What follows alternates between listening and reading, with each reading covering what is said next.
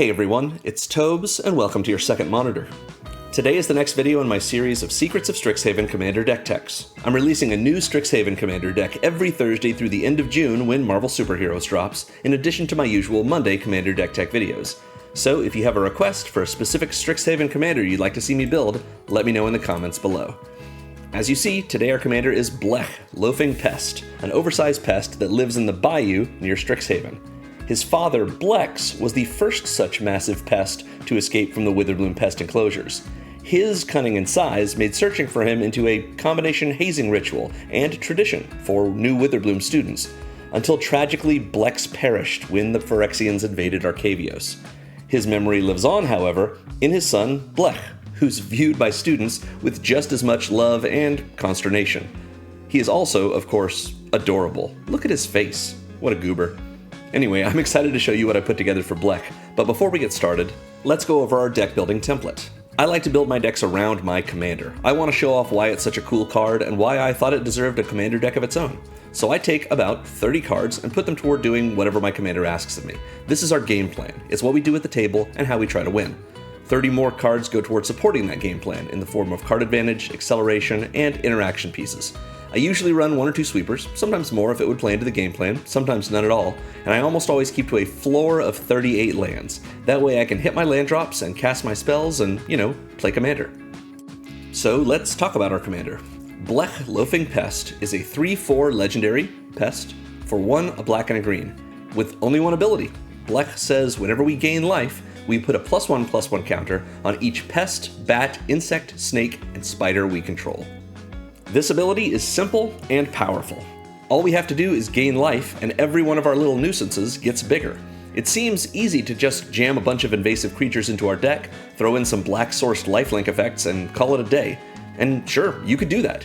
Blech is the kind of commander that gives us a chance to have fun with our typal batching, running terrible cards because they aren't so terrible with this chubby pesty helping them out. For example, you could build Blech as a bats-only deck if you wanted. At time of recording, there are 35 distinct bats in these colors. I mean, technically they're all black, and every single one of them flies. Who would expect a Golgari deck to actually be mono-black flyers with a Lifegain and pump package supplementing it? Now, would that version of the deck be good? That's not the point. A cuddly monster like Blech asks us if we're having fun with our familiars. We throw in a Bantu's Monument and maybe a Branching Evolution, and we're all set to build a deck with a name like, Batting 1,000. That's the vibe of this lazy little loaf. Granted, that's not the deck I built, but I wanted to make a nod toward that kind of typal fun in our deck. We have plenty of life gain to get our commander rolling and a bunch of payoffs for said life gain, but the core of our game plan is our suite of Rumiko Takahashi-esque horrible creatures.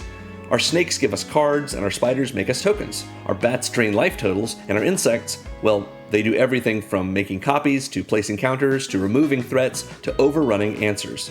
With Blech uniting them, all our creatures are pests on this blessed day in the bog. But our annoyances aren't alone. We have a host of other creatures that work with them. We have dragons and druids, gorgons and shamans, and even a planeswalker, all of whom add to our menagerie. Besides just bringing us more besties, they also help in other ways, gaining life, draining our opponents, sacrificing our permanents, and bringing them back from the graveyard, and more. We support our spooky troops with non-creatures galore, especially some fun enchantments, and we round it out with a cute commander who stacks counters on our critters until they've gone from being goofy pets to serious threats. We get to watch our opponents' expectations change as our creatures become creatures, and by the time they adjust to evaluate us as the threat we've really always been, it's too late for them. Victory has become a snipe hunt in a swamp, and when they turn to run, they'll find their boots are too stuck in the mud to escape our little creepies. You'll enjoy this deck if you like the idea of a game plan that combines overlapping creature types into a semi-synergistic batch of beaters, or if you like seeing your little terrarium fillers get swole enough that no one's threatening to step on them anymore. So, as usual, this Moxfield list we're going over today is linked in the video's description. At the bottom of it, you will see a considering section, filled with cards that I considered putting in the deck, but which for me didn't ultimately make the cut. However, if you have a bigger budget or a smaller one, if you like what I've done here with these different types and you want to go harder into it, or if you want to do the bat thing and pick one particular type and focus on it more, that considering section is a great place to begin and get inspiration when you build your own Blech Loafing Pest deck. So let's begin. We're going to start with the most important section in our deck, which is our Creepies. These are all cards that either are or make a creature that is one of these types that Blech puts counters on whenever we gain life. So we're going to start with Haywire Might. This is a single generic mana for a 1/1 artifact creature insect, so even though it is an artifact creature, it is still an insect. And it says when it dies, we gain 2 life, so that's a great way to set off Blech and put counters on everything that didn't die.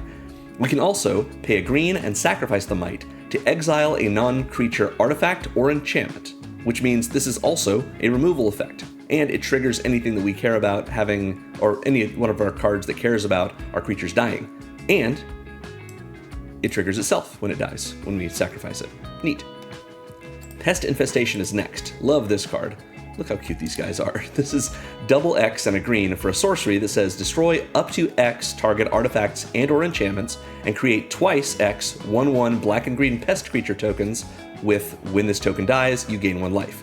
So these are the old pest tokens from original Strixhaven, which is to say they are 1/1 black and green creatures that gain us life when they die.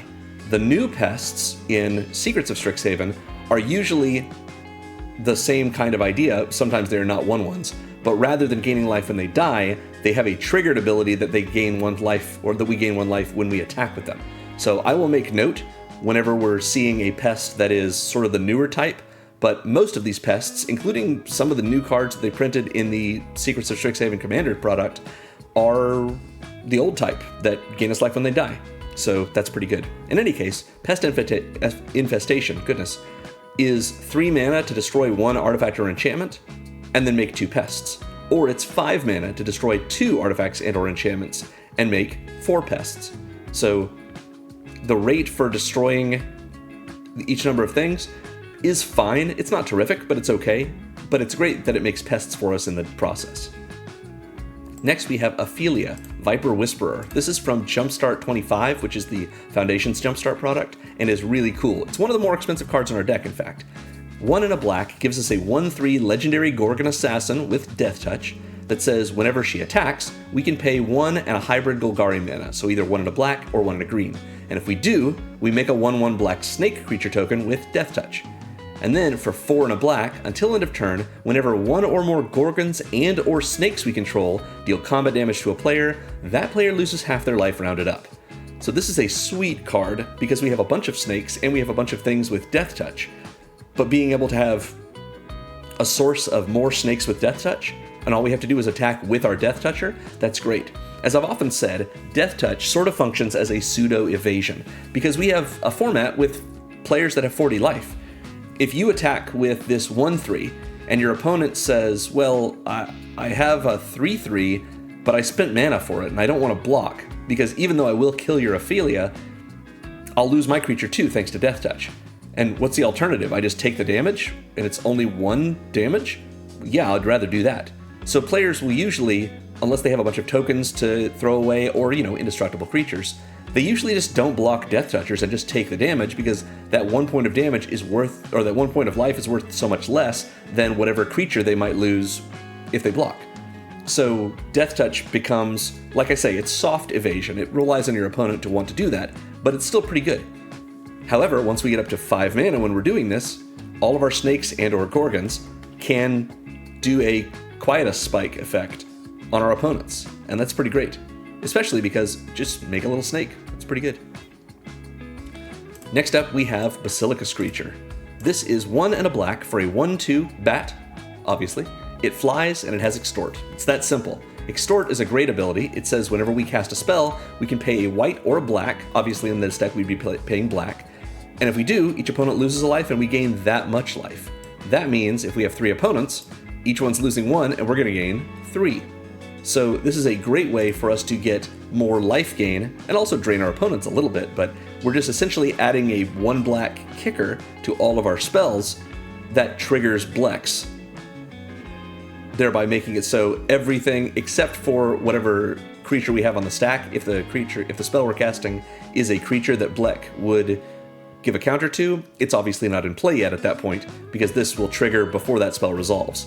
But still, being able to just put counters on things for a single mana every time we cast a spell, that's pretty great. Next we have Duskshell Crawler. This is a classic nowadays from, I think, Modern Horizons 2. Is that right? Yeah. This is 1 and a green for an 0/3 insect that says when it enters, we put a 1/1 counter on target creature. We have a few of these effects, and it seems like it doesn't do that much, but it just gets the balls rolling, and that's what we want in this deck. Because each creature we control with a 1/1 counter on it has trample. Duskshell Crawler is sort of our Garruk's Uprising for this deck, because we don't have a guarantee that all of our creatures are going to be big enough, especially when they first come in, to trigger Garruk's Uprising over and over. And it's nice to be able to get, trample on all of our creatures, but most of our creatures are eventually going to have 1/1 counters on them, and we might as well get this all from an effect that doesn't just put a counter on something, but also is an insect, so it can get counters on itself from Blech. So I do want to make mention, since we've seen this interaction, or we've seen the fact that we have these kind of cards in the deck, Duskshell Crawler gives trample. Some of our creatures have Death Touch.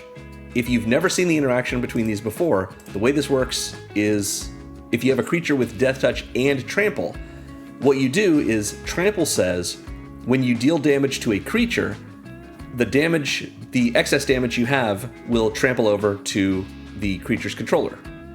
So if you have like a 3/3 blocker and you're doing 5 damage with a trampler, 2 damage will trample over, because that's the excess damage. But what defines excess damage? It's damage in excess of lethal damage. And lethal damage is defined as however much damage it takes to kill that creature before damage is dealt.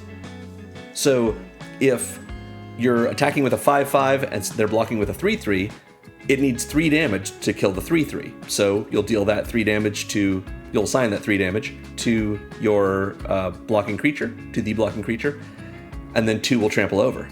But if your 5/5 instead has trample and Death Touch, the definition of Death Touch is any amount of damage dealt by a Death Touching creature is lethal damage. So what we have to do is assign 1 damage to the 3/3 blocker from our 5/5, because any amount of damage, which means 1 or more, will kill that creature. So we just assign 1 to the 3/3, and we trample over for 4 with our 5/5.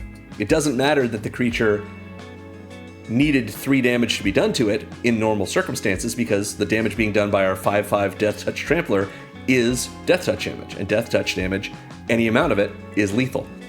Even if our opponent is blocking with a 20/20 creature, if we've got a 5/5 with trample and Death Touch, we're going to do 1 damage to the trampler, or to the 20/20 rather, and the 4 is going to trample over to the 20/20's controller, assuming no multi-blocking or any other weird effects. That's just how trample and Death Touch interact.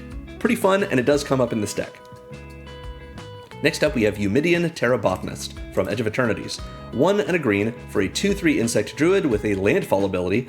Whenever a land we control enters, we gain a life. There are a couple of different instances of this effect, and there's even another one in, what's it called? Zendikar Rising, that is essentially the same card, but is a 1/3 that also has landfall, gain a life, and it's a 1 and a green for an insect. So you could run that as well, but I figured at this point, it's not as exciting to do the same effect over and over and over if it's not a really cool effect. And landfall is great, but what's the likelihood that we're going to get multiple lands into play?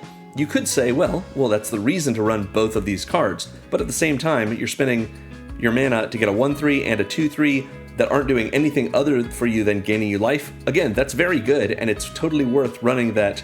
I believe it's called the Kazandu Nectar Pot, if you want to, but I'm explaining why I didn't. I wanted more variety in my deck, so I went with the one that had slightly better stats. Yeah. But I guess I should explain why this is good. Every turn, you get to make a land drop in Magic. So if you have a land in hand, this means every turn, you're going to gain a life and trigger Blechs and make your stuff bigger. It's not guaranteed, because you might miss a land drop, but a lot of the times, you're going to be fine with it. Especially if you have something that will ramp you or put lands into play in addition to that 1 per turn or on other turns, such as Sakura Tribe Elder. This is an interesting card in the deck. This is 1 and a green for a 1/1 Snake Shaman that says sacrifice this creature and you get to Rampant Growth. Search your library for a basic land, put it on the battlefield tapped, and shuffle. So this is Steve. Steve is a great card. Everyone loves him. He is a relevant creature type in this deck. He is just rampant growth on a stick because we don't have to do anything other than sacrifice him in order to get his rampant growth effect to work. So he's kind of a fun moment in this deck where you say, well, Steve is going to be in play and probably we're going to get some counters on him, and then we can just use him to attack, use him to block. Maybe we are actually able to do damage with him to either our opponent's creatures or to our opponents. And then when we feel like we don't need Steve anymore, or when, even though he may have a bunch of counters on him, his value as a rampant growth effect is better than his effect as a snake in play, we get to just sack him. And we get that land into play. Maybe we trigger our Terrabotanist again. Yeah, so Steve is here for us to be useful in several different ways. And since we have some recursion in this deck, as well as other ways we can take advantage of Steve, we shouldn't be afraid to sacrifice him because, like I've said, we've got plenty of creatures in this deck that either sacrifice for good effects or they do something when they die. Like, Steve is great for us, so we don't have to be precious about our little creepies. We use them when we need them, however we do. Next is Springheart Nantuko. This is a sweet card. 1 and a green for a 1/1 enchantment creature insect monk with bestow for 1 and a green, meaning we can cast this normally for 1 and a green and we get a 1/1 insect monk. Or we can bestow it for 1 and a green, an alternate cost that lets us cast it as an aura enchantment instead of a creature. We enchant a creature, hopefully the one that we control, because that enchanted creature will get +1/+1. That doesn't apply to the Nantuko itself, just whatever it's enchanting, if it is enchanting something. And then it has a landfall trigger that is a little complicated, but I'll go through it. It says, whenever a land you control enters, you may pay 1 and a green if this permanent is attached to a creature you control. So that is, if we bestowed it onto a creature of ours. And if we do, we make a token that's a copy of that creature, and if we didn't create a token this way, we make a 1/1 green insect creature token. So there are 3 instances where when a land comes into play, when you have Springheart Nantuko in play, there's 3 different sort of scenarios we can do, assuming it's not enchanting someone else's creature, which I guess you can bestow creature onto someone else's creature, but yeah, put it on one of your own. So the first scenario is, this is a creature. It's not enchanting anything, or maybe we did enchant something with it, but that something we enchanted has died, because when you bestow creature, when the creature it's enchanting dies, the bestow creature just falls off and is now a creature itself, as opposed to normal auras, which would go to the graveyard.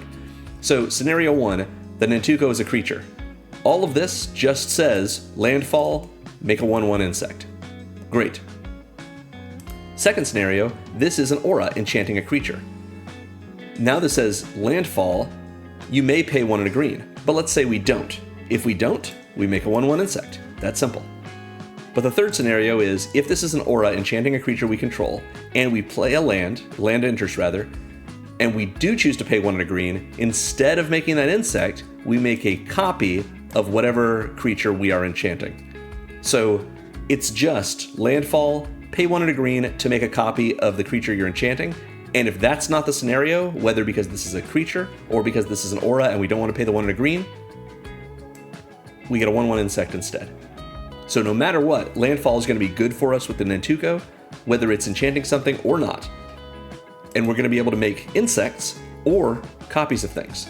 Those copies can be, we can get just so much value out of them. For example, what if we copied Sakura Tribe Elder? What if we put Springheart Nantuko on Steve, making Steve into a 2/2 because the enchanted creature gets +1/+1, and then every time a land comes into play, we pay 1 and a green, make a copy of Steve, then sack that copy, a land comes into play, it triggers again, we pay another 1 and a green, and we just do that until we're out of mana, and we've rampant growthed ourselves over and over and over. In addition, if we have something like Eumidian Terrabotanist in play, all those lands are going to trigger it, we're going to gain life, everything is going to get counters on it, other than the Springheart Nantuko itself, because when this is not a creature, it doesn't have the creature type, so it doesn't have creature types. Meaning, it is not an insect when it is an aura, it is simply an enchantment aura.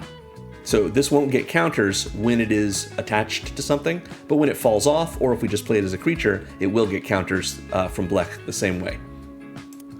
Next up is our Starscape Cleric. This is 1 and a black for a 2/1 Bat Cleric with Offspring for 2 and a black, meaning we could pay 2 and a black when we cast this for a total of 3 and double black, and when we do, it will enter and make a 1/1 copy of itself. So we will have a 2/1 Bat Cleric with flying that can't block, and a 1/1 token Bat Cleric with flying that can't block. So we get the big one and the baby. They both say, whenever you gain life, each opponent loses 1 life. So this is one of our Lifegain payoffs. It lets us drain our opponents a little bit every time we're gaining life, and we've got a lot of instances where we're doing that.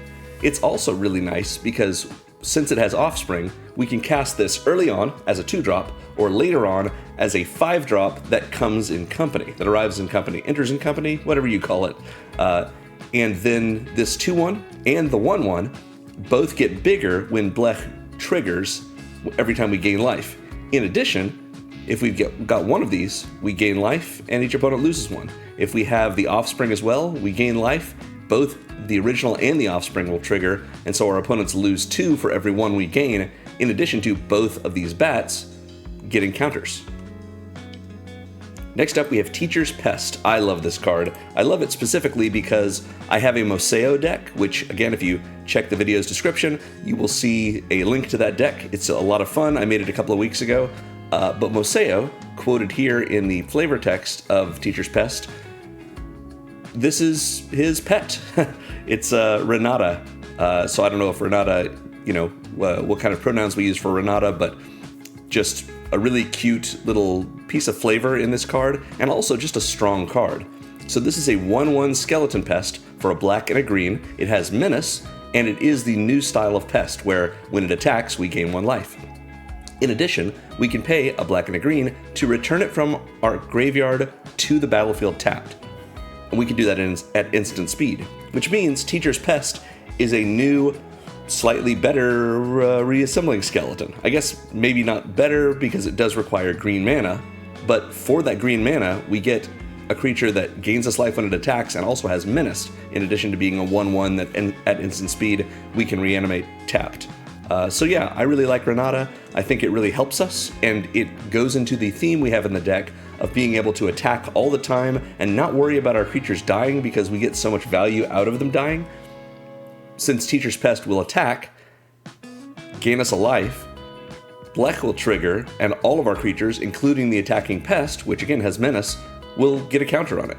And then if we lose it, no big deal, we just pay 2 and it'll come back, hopefully on an opponent's turn, and then we can untap with it again.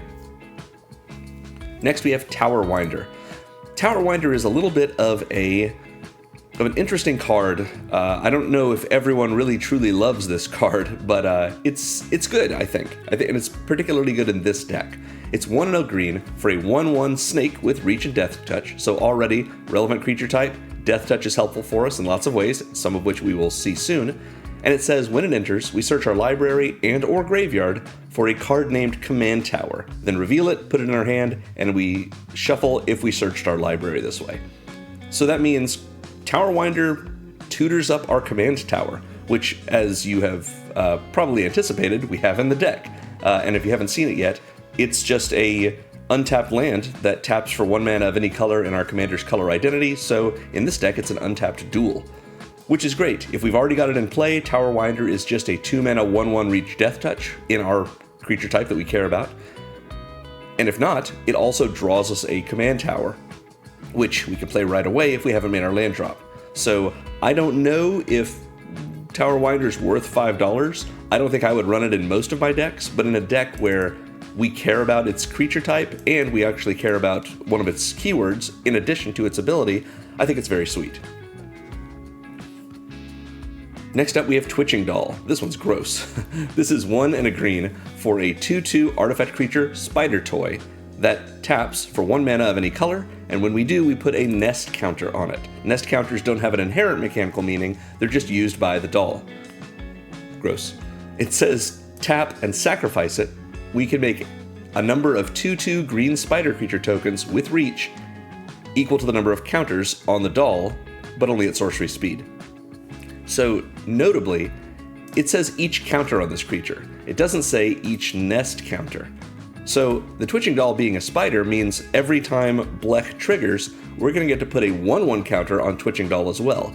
So Twitching Doll's second ability, we'll see those too.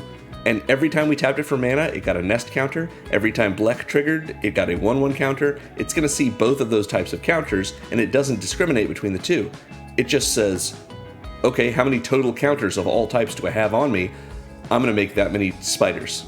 So this is a great way to accelerate ourselves a little earlier, and then later on, when we want to go wider with our board, or we've got a setup where we're gaining plenty of life every turn, like multiple different instances, then we can crack the Twitching Doll, make a whole lot of spiders, and then suddenly we're getting a bunch of Blech triggers and getting a whole lot of counters on each of those spiders. Now it's doing more for us. So yeah, even though it is admittedly very nasty, it is a sweet card for our deck. Next we have Winding Constrictor, also very sweet. A black and a green gives us a 2/3 snake, good rate, that says if one or more counters would be put on an artifact or creature you control, that many +1 of each of those kinds of counters are put on that permanent instead. So because in this deck we are rarely gaining counters more than one at a time, Winding Constrictor essentially doubles our counters because it adds 1 to the 1 we would have gotten, which is terrific. You get 1 Blech trigger, and Winding Constrictor itself goes from a 2/3 to a 4/5 since it gets 2 counters on it. That Twitching Doll, if we tap it for mana, it's going to get 2 nest counters on it because Winding Constrictor doesn't do just the 1/1 counters. So this is sort of our Hardened Scales-esque card for the deck, and it's in a relevant creature type. It also says if we would get 1 or more counters, we get that many +1 of each of those kinds of counters instead. We don't have any experience counter effects in this deck, so this is really just going to hurt us harder if someone's playing poison or something.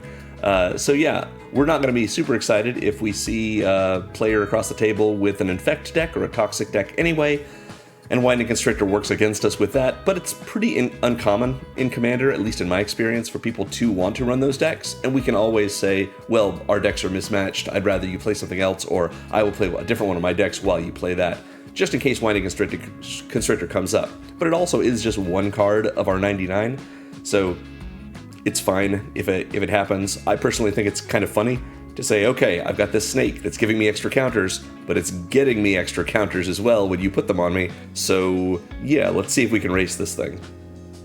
Next we have Blight Mound. This is not a little creepy, but it makes them for us. It's 2 and a black for an enchantment that says attacking pests you control get +1/+0 and have menace. That's terrific for us because we have so many ways of making pest tokens, as well as an actual pest in our command zone. So Blech with this would get +1/+0 and have menace if we were to attack with him, although he is a loaf. And then it says, whenever a non-token creature you control dies, create a 1/1 black and green pest creature token with, when this token dies, you gain 1 life. So this is the old style of pest token. That's pretty great. We don't mind when they die because they gain us life and they make the whole rest of our board bigger, or at least our creepies, thanks to Blech. So every one of our non-token creatures is going to make us more pests, and those pests, when they die, are going to make our board bigger. And those pests themselves, when they attack, stop being 1/1s, they become 2/1s with menace. Pretty nice. Next we have Feral Appetite. This is the newer Blight Mound, because Blight Mound was originally printed in the Strixhaven Commander 21 decks 5 years ago. This is from the new Strixhaven Commander decks, or Secrets of Strixhaven. 2 and a green for an enchantment that gives attacking pests we control +1/+0 and Death Touch. So very similar to getting +1/+0 and Menace when they're attacking with Blight Mound. But rather than just giving us a death trigger to make more pests for us, it says if we pay 1 and a green, we can exile a card from a graveyard, and if a creature card is exiled this way, we make an old-style pest token, 1/1 pest that when it dies we gain a life. So this is an activated ability rather than a triggered ability, so we don't automatically get pests, but we also don't have to have our creatures die in order to get our pests. We just need our opponent's creatures to have died, which is not terrible, not terribly hard for us to do, especially because our attacking pests have Death Touch now. So yeah, Feral Appetite is great. It also is a little bit of graveyard hate in case that is relevant for us. Sure. Next up is Grist the Hunger Tide. Love this card. Grist is such a cool card for Modern Horizons 2. I really like the character, just really, really sweet. Grist is not this weird skeletal monster thing, Grist is a single insect in this swarm. Maybe this one. Yeah, Grist is a insect planeswalker who planeswalks to a new world and forms a swarm of local insects to sort of act as her body, kind of. Yeah, just really cool. Grist is a 3 loyalty Grist planeswalker for 1 a black and a green that says as long as Grist isn't on the battlefield, it's a 1/1 insect creature in addition to its other types. This is a crazy ability. It means when Grist is in the graveyard, if we need to count the number of creatures in our graveyard, we count Grist, because Grist isn't on the battlefield, so Grist is a 1/1 insect creature. If we had a way to look at the top 5 cards of our library and put a creature card from among them into our hand, Grist would be in the library, which is not the battlefield, which means we'd be able to choose Grist and put Grist in our hand. If an opponent, looks at our hand and can choose a non-land, non-creature card to discard, they can't choose Grist because Grist is a creature. Even on the stack, Grist is a creature spell. Just crazy. Very, very cool, and gives us good benefits in other ways to our unexpected effects that can unexpectedly affect this planeswalker. Anyway, what Grist does for us is, for +1, we can create a 1/1 black and green insect creature token, then we mill a card. And if we milled an insect card, we put a loyalty counter on Grist and repeat the process. So we can get multiple loyalty of a variable amount from Grist if we just mill some insects. And when we do, we get those insects replaced on the battlefield in the form of little tokens. So yeah, at the very least, Grist is going to be able to +1 each turn and make us an insect, maybe more, and also mill us a card, which might be relevant to us in another way. We can also -2 Grist to sacrifice a creature and thereby destroy a target creature or planeswalker. So it gives us a sacrifice outlet. We can use the insects we make with Grist in order to do that, and just over the course of 2 turns, we've milled a card and destroyed a creature or planeswalker an opponent controls, as well as getting any kind of death triggers that we might have wanted from Grist there, or from our other cards. And at -5, each opponent loses life equal to the number of creature cards in our graveyard. Sweet, we're already putting creature cards in our graveyard, probably, since we are heavy on creatures in this deck, and so being able to drain our opponents, eventually, is pretty nice. Usually with Grist, we are just +1ing her as much as we want to make more little creepies that we can put counters on with Blech, and occasionally sacrificing one of our creatures, whether it's a real creature or a token, in order to use Grist as removal. But sometimes we get to the point where we do want to drain our opponents with Grist, and it's nice to have the option. Love this creature. Because Grist isn't on the battlefield right now, so she's a creature. You get it. Next up, we have Hagra Constrictor. This is 2 and a black for a 0/0 snake that comes in with 2 +1/+1 counters on it. Great. It's a 3-mana 2/2 on its own. And it says each creature you control with a +1/+1 counter on it has menace. So it's a 2/2 menace snake for 3 mana. That's already pretty solid, but it means that all of our creatures that Blech has put counters on also have menace as long as this is in play. So this is really sort of an evasion piece for us. It gives us the ability to attack with all of our things, and they have menace. It's not just like Blightmound, which is giving menace to all of our pests. This does it to everything that has a counter on it, whether it got that counter because it came in with it, like the Hagra Constrictor, whether it got a counter in a different way, whether it's one of our little creepies and Blech has put those counters on it. Yeah, pretty good. Next we have Hooded Blightfang. It's very funny to me because Hagra Constrictor is a Zendikar Rising card, which came out the same year as Ikoria, and to me it's always felt like an Ikoria card, because it gives an ability to things with counters on it, and ability counters was a big theme in Ikoria. Hooded Blightfang also came out that same year in Modern Horizons, I'm sorry, not Modern Horizons, but in Core Set 21, and it also feels like an Ikoria card to me, because it, again, cares about abilities. 2 and a black gives us a 1/4 snake with Death Touch that says whenever a creature we control with Death Touch attacks, each opponent loses a life and we gain a life. So we attack with the Blightfang and any other number of our little creepies. Each opponent loses 1, we gain 1, that triggers Blechs. All of our attackers, as well as our other creepies, get counters on them. So now the Blightfang becomes a 2/5 attacking. So if we attack with a bunch of Death Touchers, we're going to get a bunch of triggers, and they're all going to get a bunch of counters. Nice. It also says whenever a creature we control with Death Touch deals damage to a Planeswalker, destroy that Planeswalker. So Hooded Blightfang essentially has Planeswalker Death Touch and gives it to all of our other Death Touchers. And that's just kind of neat. It doesn't come up as often as this drain effect for us, but it does, as you've seen, help out all of our Death Touchers and our creatures that gain Death Touch when they're attacking, as we saw with our Feral Appetite card for our pests. Just pretty cool. Next, we're running Miltstrider Eulogist. This is another Edge of Eternity's card. 2 and a green gives us a 3/3 Insect Soldier that says whenever a creature we control with a 1/1 counter on it dies, we draw a card. That's great. Just card advantage as a death trigger. Yeah, love it. Next, we have Moseo Vane's Nudine. As I mentioned before, the link to the video I made for Moseo is in the video's description. It's just a really cool deck because it's a really cool card. I really like Moseo flavor-wise and mechanically. For 2 and a black, we get a 2/1 legendary Bird Skeleton Warlock that has flying. How does it fly with its skeletal bird arm? Don't know. And whenever Moseo enters, we make a 1/1 black and green pest creature token with whenever this token attacks, you gain a life. So this is a new style pest token because it's meant to represent Renata, which is our skeletal, our Teacher's Pest card. In addition, Moseo has an infusion ability, which means it cares about us gaining life. At the beginning of our end step, it says, if we gained life this turn, we return up to 1 target creature card with mana value X or less from our graveyard to the battlefield, where X is the amount of life we gained this turn. So if, for example, our Hooded Blightfang, a 3-drop, is in the graveyard, at the end step, if Moseo's in play and we've gained 3 life this turn, we can choose to bring back anything that's a 3-drop or less, so we can bring back our Hooded Blightfang. Nice. Just being able to reanimate our stuff and be rewarded for all the life gain that we're getting beyond just with counters from our commander. Moseo's really great.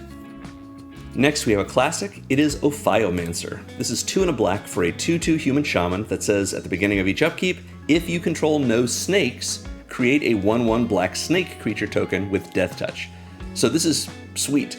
It does work against us in some ways because it says if you control no snakes. So as long as we have a snake creature card in play, Ophiomancer is not going to make us a token. But if we don't, and we don't have that many snakes in our deck, we have, it looks like, 7 of them, so we actually have quite a few. But Ophiomancer is still worth putting in our deck because it gives us this 1/1 snake at the start of each upkeep. So if one of our snakes has died or not gotten into play yet, obviously, and we have Ophiomancer out, we go to our next opponent's upkeep, and then we get our 1/1 snake.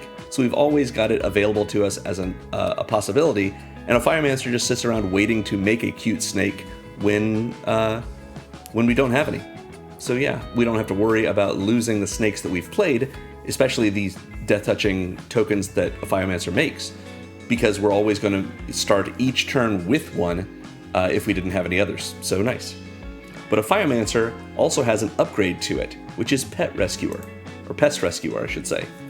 It's 2 and a green for a 2/2 Dryad Druid that says at the beginning of each upkeep, if you don't control a pest creature token, create a 1/1 black and green pest creature token with when this token dies, gain a life. So one of the old style tokens that gains life when it dies rather than attacking. More importantly, it says token here, meaning if we have Blech in play, Blech is a pest, but the Pest Rescuer only cares about us having a pest token in play, so we always have at least one of them. In addition, if we would gain life, we gain that much life +1 instead. So every one of our life gain instances gives us an extra life, which is nice for us. We don't, in this deck, care that much about how much life we're gaining versus how many times we're gaining life. But yeah, being a little, getting a little bonus of life is nothing to sneeze at. Also, look at this card. Look at these cute pesties doing their pesty things. I love it. Alright, next up we have Spinner of Souls. I almost didn't put this card in the deck, and it's so good. This is a Foundations card. It's a 4/3 Spider Spirit for 2 and a green. It has reach, and whenever another non-token creature you control dies, you may reveal cards from the top of your library until you reveal a creature card. Put that card into your hand, and the rest on the bottom of your library in a random order. This is awesome. This gives us the ability to draw a creature every time our non-token creatures die. And it doesn't even say whenever one or more non-token creatures die. Like, every one of our non-token creatures, when it dies, we get to draw our way into, or cascade our way into, I guess, if you want to think of it that way, a creature card, and just put it in our hand. Our opponents know what it is, but who cares? It's a bunch of little creepies. So Spinner of Souls is really nice for us as a way to give ourselves a little bit of card advantage when we most need it, which is when we've lost our creature cards that we've played. Next we have Arasta of the Endless Web. I try to put Arasta in every deck that I'm able to, that she would fit in, just because she's so good. Arasta is from Theros Beyond Death originally. It's a 3/5 legendary enchantment creature, spider, for 2 and double green. Arasta has reach and says whenever an opponent casts an instant or sorcery spell, we make a 1/2 green spider creature token with reach. So we don't have the ability to trigger Arasta ourselves, but every time someone casts a Path to Exile, or a counter spell, or a Cultivate, whatever it may be, we get another creepy token that we can pump up with Blech, and also Arasta herself gets pumped up with Blech. So, great. Next up, we have an eccentric Pest Finder. Let's talk about this new sweet Secrets of Strixhaven commander card. This is 2, a black and a green, for a 5/5 Troll Druid with Trample that says at the beginning of each end step, if you gained life this turn, this creature becomes prepared. Prepared means we have access to its prepare spell, which is right here. This is sort of like, prepare creatures are sort of like adventure creatures in reverse. Rather than saying you get a creature or you get a spell and then a creature, the prepare creatures say you get a creature, and eventually, if you want, you get a spell as well. And for creatures like Eccentric Pest Finder, you can prepare it multiple times, which means you can get that spell multiple times. So once we get to our end step, if we've gained life, the Pest Finder becomes prepared and gives us access to the spell Turn Stones, a black and a green for a sorcery that says we make an old-style pest token for each opponent we have. So if we have 3 opponents, we make 3 1/1 black and green pest creature tokens that gain us life when 1 life when it dies. When we cast Turn Stones, that unprepares the Pest Finder, meaning if the play pattern looks like this: we cast the Pest Finder, we hopefully gain life that turn, we go to our end step, and it becomes prepared. On our next turn, we cast Turn Stones, we make some pesties, hopefully gain life that turn, and at the end of the turn, it becomes prepared again, and we can cast Turn Stones essentially every turn. Now, if a turn goes by that the Pest Finder is prepared and we don't cast Turn Stones, it remains prepared. So we always have access to the ability to make a few little creepies, little pest tokens, that we can use, obviously, to pump up with Blech, to sacrifice or attack with, and when they die, we gain life, and that, of course, will re-prepare the Pest Finder. I just really like having this card in the deck as a way to always have access to more creepies, basically. Especially because it comes with a 4-mana 5/5 Trampling Body. Awesome. Next, we have Southwind Avatar from the Teenage Mutant Ninja Turtle set. This is 3 and a black for a 3/4 snake, Spirit Avatar, with Death Touch. So another one of our Death Touchers for our Death Touch synergies. It says whenever another creature we control dies, we gain life equal to that creature's toughness. That's great. It's another way for us to gain life. You know, we're going to see all of those shortly, but it particularly gives us that life gain as a death trigger. So it encourages us to attack and have our things die. Again, we don't care that much about gaining a lot of life rather than gaining life a bunch of times. But knowing that we're gaining life equal to the dying creature's toughness gives us a little more life, and that's nothing to sneeze at. And it says whenever we gain life, doesn't matter how much, each opponent loses a life. So we've got a nice little drain effect here on top of a life gain effect, on top of a death touching relevant creature type with a solid body. Good. Iridescent Horn Beetle is next. I really like this card. It's 4 and a green for a 3/4 insect that says at the beginning of the beginning of your end step, create a 1/1 green insect creature token for each +1/+1 counter you've put on creatures under your control this turn. This is not Scoot Swarm. However, it feels a little like it in this deck, because if we have the Horn Beetle in play and Blech, we gain 1 life and we put a counter on each of our creatures. Let's say those are the only creatures we have, the Horn Beetle and Blech. Then that means both of them have gotten a counter on them, And then we go to the end step, and the Horned Beetle will make 2 insect creature tokens for us. The next turn, we trigger Blech again. Both Blech, the Horned Beetle, and both of those tokens get counters on them, so that's a total of 4 counters. So we go to our end step, and we make 4 insects. But if that second turn, we got 2 triggers from Blech, then all 4 of our creatures would get a total of 2 counters each, which is a total of 8 counters, so we make 8 tokens at the end of that step. So the Horned Beetle only gets better as the game goes on, and we get more and more creatures out, and we're gaining life and putting counters on all of them. So if we have Winding Constrictor in play, the Horned Beetle doesn't care that we only had 1 instance, rather, of counters being put on. It just cares about the raw number of counters, as long as they are 1/1 counters. So yeah, this can really give us a whole host of insects over the course of a couple of turns. Yeah, very nice. Next we have the Oran Frostfang. Really, really solid card. Is it worth $6? Maybe, but I think it definitely is in this deck. It's 3 and double green for a 2/6 snow creature, snake. The fact that it's a snow creature isn't relevant, but it is cool. Get it? And it gives attacking creatures we control Death Touch. Another Death Touch synergy for our Death Touch payoffs, as well as that sort of pseudo-evasion I mentioned earlier, and just the fact that we can kill our opponent's creatures with it. And it says whenever a creature we control deals combat damage to a player, we draw a card. So this is just straight up coastal piracy. It's a terrific effect. It's curiosity, if you want to think of it that way. Just a way for us to get more cards when we're attacking if our creatures aren't being blocked, and since they all have Death Touch, at least some of them aren't going to be. Great. Next is Rib Truss Roaster. Rib Truss is a place in the Secrets of Strixhaven story, and so it's on Arcavios. It's just kind of cool, and this is just sweet art with the biggest pests you've ever seen in your life, or maybe the smallest troll. I don't know. It says 4 and a green for a 3/3 Troll Druid with Devour 1. Devour means as it enters, we can sacrifice any number of creatures, and it enters with that many counters on it, 1/1 counters that is. So if we have 3 little pesties in play, pesty tokens, we cast the Rib Truss Roaster, sacrifice all 3 of them, let's say, they will all trigger, and we'll gain that 3 life as this enters with 3 1/1 counters on it. And then, at the beginning of our end step, we make a number of 1/1 black and green pest creature tokens equal to the number of counters on the roaster. Now, it does require us to count up the number of counters on it rather than looking at just its power, but these are old-style pest tokens, which means when they die, we gain a life. So this is a solid way for us to say, all right, we've got a bunch of creatures on board. How many death triggers do we want? How many tokens do we have? Let's get rid of all of them, because we're going to get rid of every token that we have in play. It doesn't matter what kind it is. We're going to turn it into that many pests every end step. We've got a lot of end step triggers in this deck, and this is just a really fun one. So yeah.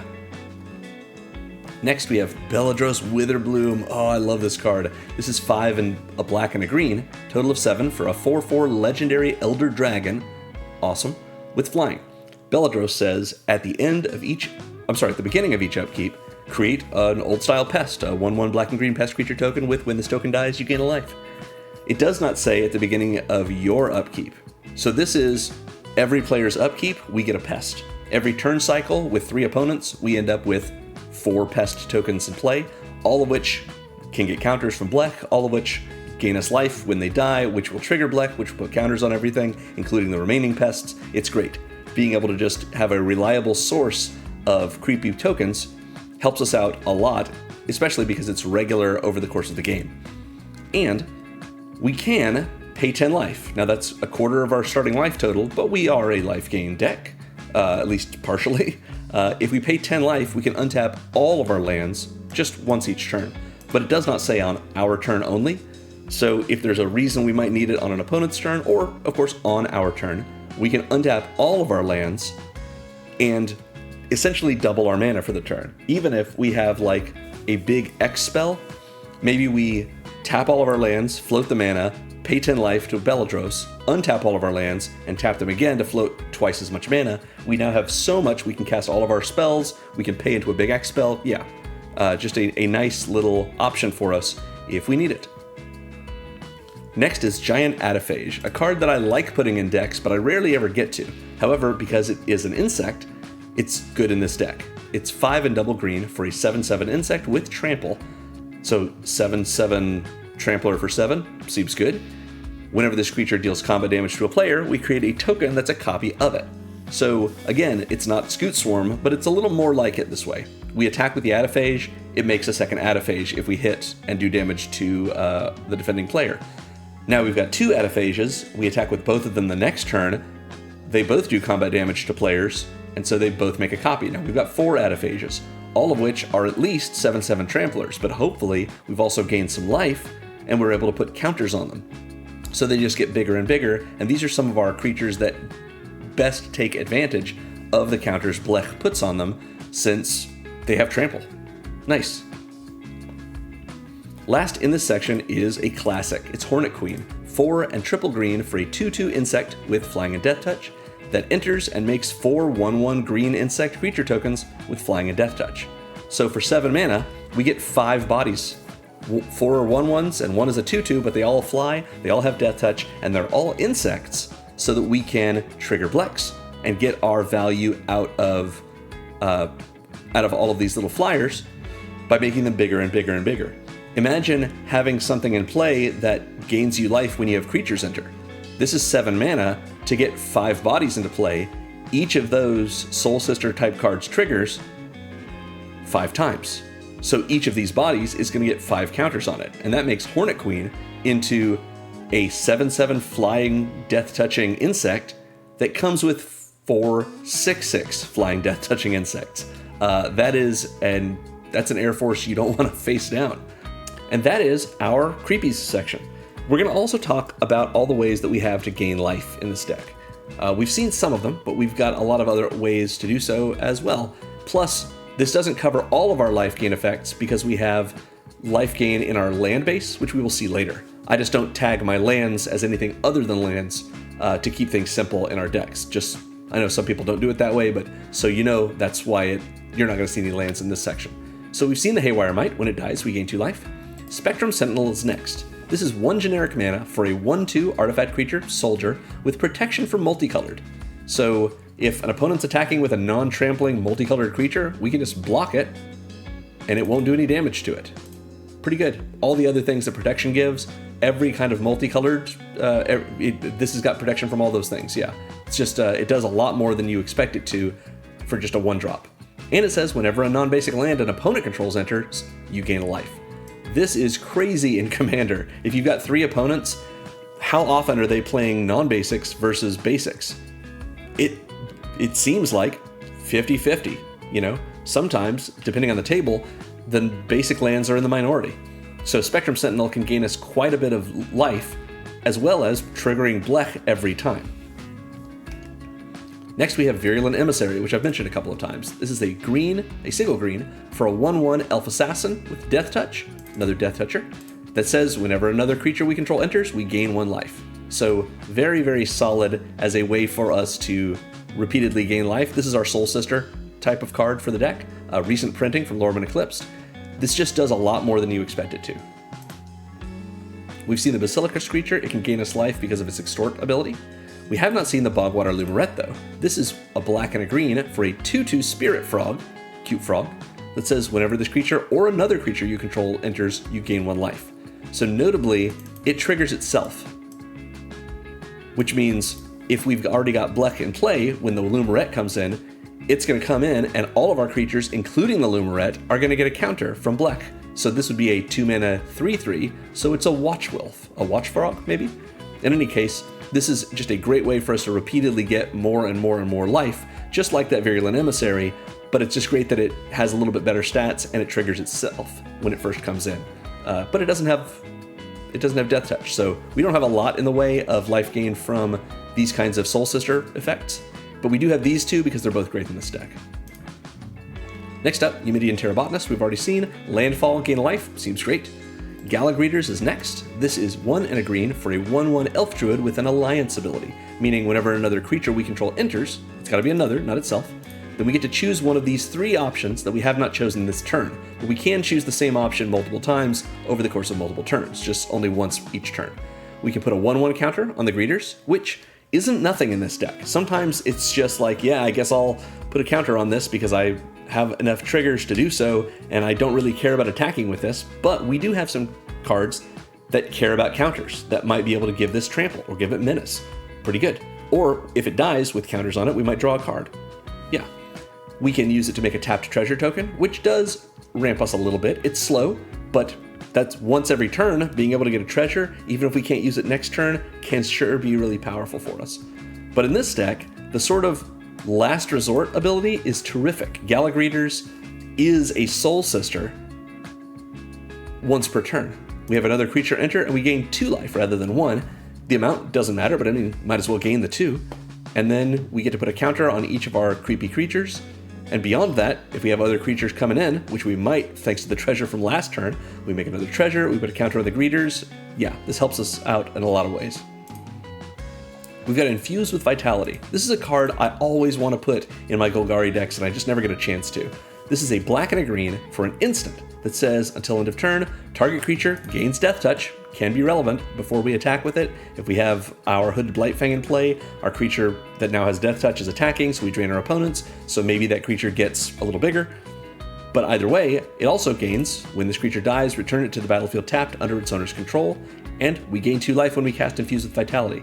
So this can trigger our commander, putting a counter on all of our creatures, including hopefully this creature, or maybe we're just putting this on a non-creepy creature in order to protect it, because this will scam it back into play if it dies. We put this on our commander, it scams back into play if we don't put it back in the command zone when it dies, so that we can avoid the commander attacks. Plus, if we put this on a creature when an opponent is blocking that creature, it gets Death Touch, so this becomes a removal spell. Infused with Vitality does a lot for us in this deck especially, and it features Killian and Dina. Love these creatures. These characters, I should say. Next up, we have Tablet of the Guilds. This is a really cool card in this deck. 2 generic mana for an artifact that, as it enters, we choose 2 colors. In our deck, of course, we will choose black and green. Whenever we cast a spell, if it's at least one of the chosen colors, we gain a life for each of the chosen colors that it is. So if we cast a black spell, we gain a life. Cast a green spell, we gain a life. Casting a spell that's black and green, we gain 2 life. So every time we cast any spells, as long as they're not colorless, we're gaining life. That's great. For 2 mana, now it does sit on the battlefield and do nothing for us when it first comes in. It would be great if this were a creature, but it's not nothing to have this repeatable life gain for us, especially since it works on our opponent's turns when we cast instants. Yeah, great. Next up, we've seen Teacher's Pest attacks and gains us life. We haven't seen Ancient Cornucopia, which is a little bit like a much better version of Tablet of the Guilds. 2 and a green for an artifact that says whenever we cast a spell that's 1 or more colors, we may gain a life for each of that spell's colors, but only once each turn. What this means is if we cast 2 spells on our turn, we can, let's say the first one is a black spell and the second one is a black and green spell. We can choose to have this trigger resolve and gain us a life when we cast the first spell, but we don't have to. It says we may gain a life.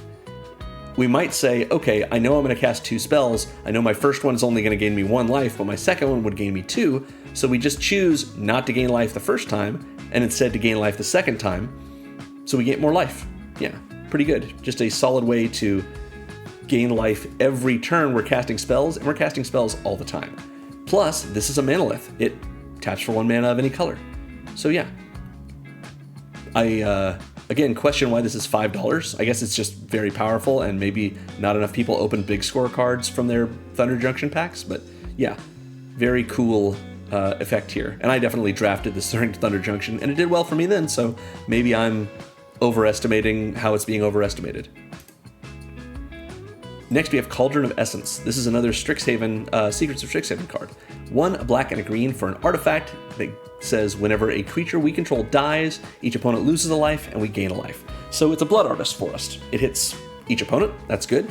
It rewards us for our creatures dying, so that means it gives us a reason to attack and to block. And it gains us life, so that helps with Blech, and drains our opponents. Seems good. We can also pay 1 a black and a green, tap and sack a creature to return a creature card from our graveyard to the battlefield, but only at sorcery speed. So it does cost us a creature, which is not that big of a deal for us, and only 3 mana, and we can repeatedly reanimate things. we sacrifice a token, we sacrifice a creature that we're willing to bring back again next turn because maybe it has a good enters trigger, whatever we want to do with this. And sacrificing that creature causes it to die, which will drain each opponent and gain us a life, and with Blech, put a counter on each of our creatures. This is only at sorcery speed, but still, pretty good. Grapple with Death is next. This is another Secrets of Strixhaven card. It is 1, a black and a green for a sorcery that destroys an artifact or creature and gains us 1 life. Now, it's not Putrefy. I believe Putrefy is an instant. In any case, this is a sorcery. It's worth remembering that you can only cast this at sorcery speed. But being able to get rid of a blocker or a problematic artifact, and then put a counter on each of our creatures thanks to Blech because we gained a life, is very strong for us. Nice. We've seen the Hooded Blightfang, drains each opponent for 1 and gains us life each time any of our creatures with Death Touch attack, including itself. We have Tainted Treats as well. This is sort of like Grapple with Death. It's also 1, a black and a green. It is an instant, however, and it also destroys an artifact or creature, but at instant speed. And if its mana value, the artifact or creature, was 4 or less, we make a food token. Food, of course, are artifact tokens that if we pay 2, tap and sack them, we gain 3 life. So this is just a sweet way to say if we're killing something that's smallish, or mana value 4 or less, we also have a way to gain life, and we can hang on to that and crack it on our next turn, during an opponent's turn, whenever we need to pump up our creatures, or just to gain the life. Neat. Grave Venerations from Lorwyn Eclipsed Commander is next. This is 3 and a black for an enchantment that says when it enters, we become the Monarch. The Monarch is a rule in Magic. It's a status that a player gets that has basically just 2 rules attached to it. It's very simple to remember, and it's so much fun. The first rule is, when you are the Monarch, at the start of your end step, draw a card. So you just get rewarded for being the Monarch at the end step by getting a card in your hand, because it's good to be the King or Queen, or the... whatever other way you want to gender the monarchy. The other rule is, when a player does combat damage to the Monarch, the player that did the damage becomes the Monarch. So you steal the monarchy by doing combat damage to whomever already has the monarchy. You can also just become the Monarch with a card that says you become the Monarch, but generally it's done with combat damage. So the idea is everyone wants to be the Monarch because you get a free card with your end step. But everyone also wants to be the Monarch, so if you are the Monarch, other people are probably going to attack you to take the monarchy from you, and then people are going to attack them. So it makes people attack, it passes the monarchy around, it encourages combat, and it keeps the game going. Love the monarchy. It says, at the beginning of your end step, if you're the Monarch, return up to 1 target creature card from your graveyard to your hand. So we get a little bit of recursion as long as we're the Monarch. Which means the first time this comes in, we're casting it on our turn. So we're going to be the Monarch, we're going to go to our end step, we're going to get a creature from our graveyard back to our hand, and we're going to draw a card off of the monarchy. And beyond that, Grave Veneration says whenever a creature we control dies, each opponent loses a life and we gain a life. It's another Blood Artist effect. So helping us drain our opponents, helping us put counters on our things. If we have creatures die, we can just cast this and get it back at the end step, or just take the monarchy back since we're going to be attacking a lot in this deck anyway. And then we go to our end step, draw a card from the Monarch, and get something back from our graveyard to our hand. Love it. Yeah. Next up, we have another card from original Strixhaven. It's Guillaume, Master Chef. 2, a black and a green, gives us a 5/3 legendary troll warlock with trample. Trolls tend to have trample, at least in this deck. That says at the beginning of your end step, create a number of food tokens equal to the number of non-token creatures you had enter the battlefield until under your control this turn. Goodness. So that means we don't count our token creatures, of course, but we have, again, 38 creatures in this deck. That includes Guillaume, so 37 of the rest of our cards are going to trigger Guillaume, or going to help empower Guillaume's end-step trigger, which is what? Like 3/8 of our deck? It seems pretty good to me. And we can pay 1 and sack a food to give target creature indestructible until end of turn and tap it. It does not have to be untapped in order for us to target that creature with it, but it will be tapped once this ability resolves. So if we have like an attacking creature that's already tapped, we can sack a food, pay the 1, and give that creature indestructible, and it will just remain tapped. And we can target Guillaume with his own activated ability. But being able to keep making these food tokens is just very powerful for us, because we can use them not only to activate Guillaume's last ability, but also to crack them for life whenever we need to gain life in order to trigger our commander. Love it. Next we have, it's Revenge of Ravens. This is from Throne of Eldraine, my favorite set. I played the heck out of this card in so many decks that I should not have because I just really like it. And I'm so excited to be able to put it in a commander deck. This is 3 and a black for an enchantment that says whenever a creature attacks you or a planeswalker you control, so Grist, that creature's controller loses a life and you gain a life. So if one of our opponents swings out at us with like 8 creatures, we get 8 Revenge of Ravens triggers on the stack. They're going to lose a total of 8 life. We're going to gain a total of 8 life. And because each of those are separate triggers, our commander's going to trigger 8 times and put 8 counters on each of our Creepies. Amazing. Revenge of Ravens is such a terrific protection effect for us because our opponents know they're going to lose a little life when they attack us, but we're going to get so much more value out of the 1 life we gain for each of their creatures that attacked us. So yeah, Revenge of Ravens, just a delightful card. It is a 4-mana do-nothing enchantment, but totally worth running. Next, we've seen Southwind Avatar. It gains us life whenever another one of our creatures dies. We gain life equal to its toughness. Next, we have Twilight Prophet. This is 2 and double black for a 2/4 Vampire Cleric with flying and Ascend. Ascend means this: if at any time we control a permanent with Ascend and a total of 10 or more permanents, doesn't matter if they're lands, doesn't matter if they're tokens, as long as we've got at least 10, then we get something called the City's Blessing, and we have it for the rest of the game, even if we drop below 10 or more permanents, and even if we lose all of our permanents that have Ascend. But in order to get it, we have to have a permanent with Ascend in play and a total of 10 or more permanents. Once we've got both of those at the same time, no matter what, we have the City's Blessing for the rest of the game. But the City's Blessing only matters to cards with Ascend, and Twilight Prophet is the only one of those in our deck, so not too difficult to work out. Twilight Prophet says, at the beginning of our upkeep, if we have the City's Blessing, we reveal the top card of our library, put it in our hand, each opponent loses X life, and we gain X life, where X is that card's mana value. So this is life gain at the start of every turn, triggering our commander and putting counters on our Creepies, plus draining our opponents, giving us the life itself, and drawing us a card.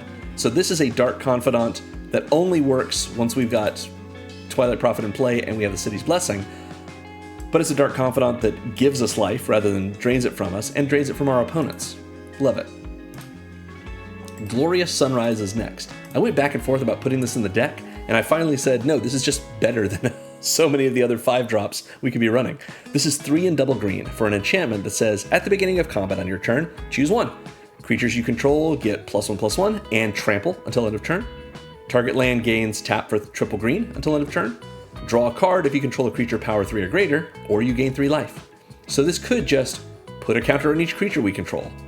Draw us a card since we put a bunch of counters on our creatures. Give us the ability to ramp a little bit on our second main phase, maybe even choosing a land that doesn't make colored mana at all, like our Demolition Field, or we give all of our creatures +1/+1 and trample, which is, I know you're thinking, well, if we choose gain 3 life, don't we just get a counter on each of our creatures anyway with our commander? Yes, we do. But if our commander's not in play, or if we just value the trample and we're willing to let that +1/+1 be temporary rather than what the counter would be, this first ability is good too. Any of these things can be helpful to us in this deck. Yeah, so great. Plus, remember, this happens at the start of combat on our turn. It costs 5 mana, but if we have a land that's untapped, we can choose this second ability, tap for 3 mana this turn, and we've now sort of gotten a 2 mana rebate on our casting cost this turn. Neat. Silverback Elder is next. This card, I've said a couple of times, I'm not sure if this card is worth $5. This card is worth $5. It's so good. This is 2 and triple green for a 5/7 Ape Shaman. Look at those stats already. And it says whenever you cast a creature spell, doesn't matter what kind of creature spell it is, just cast it. It's not enters, it's on cast. We can choose to either naturalize something, destroying an artifact or enchantment. We can look at the top 5 cards of our library and put a land card from among them onto the battlefield tapped, and put the rest on the bottom. So this is, you could definitely whiff with this, but it's ramp, just for casting a creature spell. Or you gain 4 life. So 3 things that help us by removing things, ramping us or gaining us life and thereby pumping our whole team with our commander. The Silverback Elder cannot be overstated how powerful and useful it is. Finally, we have Tenured Inkcaster, another card that I loved in original Strixhaven that's so good in this deck. It's a Silver Quill card in our Witherbloom deck, but it works great. For 4 and a black, we get a 2/2 Vampire Warlock, so not a great rate in terms of its stats, but when it enters, it puts a 1/1 counter on a creature we control. It's another one of these. And it says whenever a creature we control with a 1/1 counter on it attacks, each opponent loses a life and we gain a life. So it's that effect again. Terrific as a way to sort of do the Hooded Blightfang thing, to just pump up our whole team. If our whole team already has counters on it, then now we are attacking with, let's say, 5 creatures. Each opponent loses 5, we gain 5, and since it's a separate trigger for each of those losses and gains, all of our creatures have +5/+5 because they have 5 new counters on them. So yeah, love the Tenured Inkcaster. Even if itself is not big enough, we are getting a lot of value from it in this deck and just sort of running away with things. In addition, if we want, we can put the counter on it and it comes in and becomes a 3/3 for 5 that will also trigger when it attacks. Now, Blech won't put any counters on it because it's not one of the creepy creature types, but still, if we want to get its counter or its trigger one more time, worth it. Usually I don't attack with the Inkcaster simply because I don't want to lose its second triggered ability. But you've got options either way, since it starts us off with a counter. Love it. And that covers our life gain section. Oh hey, do you feel like liking the video? Nice. I'm just kidding. I appreciate you watching either way. You don't have to like it just because I asked you to. But if you want to, I'd be grateful. Thank you. Anyway, let's keep going, and let's talk about the sections of our deck that support our game plan. Starting with our card advantage section, which as usual I have tagged as draw. It doesn't mean all these cards do the draw a card action, it just is a shorthand way to refer to card advantage. So for example, Bushwhack doesn't draw us a card, but for a single green we get a sorcery that lets us either Lay of the Land, search our library for a basic, put it on the reveal it, put it in our hand, and shuffle, or we can have a creature we control fight a creature we don't control. So we find a bush, or we whack something. So yeah, this puts a land into our hand. It's not the same thing as the draw card action, but we're essentially quote-unquote drawing a basic. So it fixes our mana if we need it, gives us a land to make as our land drop, or if it's later on in the game and we don't need lands, we can use it as a removal spell. Nice. Next we have Stocking the Pantry. A single green gives us an enchantment that says whenever we put 1 or more +1/+1 counters on a creature we control, we put a supply counter on this enchantment. That means every time we trigger Blech, we're getting counters on Stocking the Pantry. At least one counter, obviously, but every time we trigger Blech again, we get another counter, and over and over and over. Those counters, supply counters, don't have an inherent mechanical meaning, they're just used by this next ability, which is to generic and remove a supply counter to draw a card. So essentially, paying 2 and losing something to draw a card is essentially a clue. So this is sort of like saying, without us making a bunch of artifact tokens, every time we put any number of counters on a creature, then we make a clue. And we can just hang on to those clues. They are all put away in our pantry, and we can just crack them whenever we need to. So it's a nice way to be able to just use this as a mana sink and always have cards in hand, just because we were rewarded with them for having Blech trigger.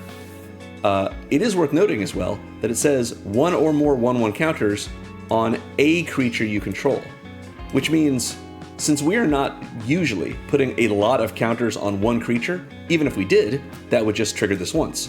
We're instead usually putting 1 counter on a lot of creatures. So this is going to trigger for each creature that gets any number of counters put on it, no matter how many counters it is.